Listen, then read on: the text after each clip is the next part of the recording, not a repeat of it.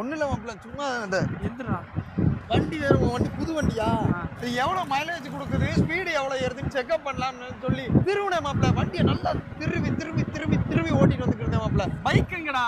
பைக்கா? என்னடா பைக்கு? இல்லை top gear வரையும் போட்டு ஏற்றிட்டேன் மாப்பிள்ள. 160 கொடுக்குது மாப்பிள்ள. 160 வரையில் ஏறிடுச்சு.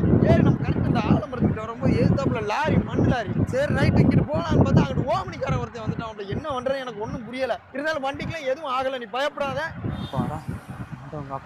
வண்டி லைட்டா லாரியில உரசிருச்சு, அவ்வளவுதான். எனக்கு சரியான அடி மாப்பிள்ள. இருந்தாலும் நான் அதை பெருசா எடுத்துக்கறல. முட்டியில கல்லு குத்திருச்சு. வண்டி எங்க? இப்ப லாரி கீழே தான் கிடந்துச்சு. எடுத்துட்டா ஓரமா போட்டுச்சு. இங்க என்னடா இப்படி போட்டு வச்சிருக்க?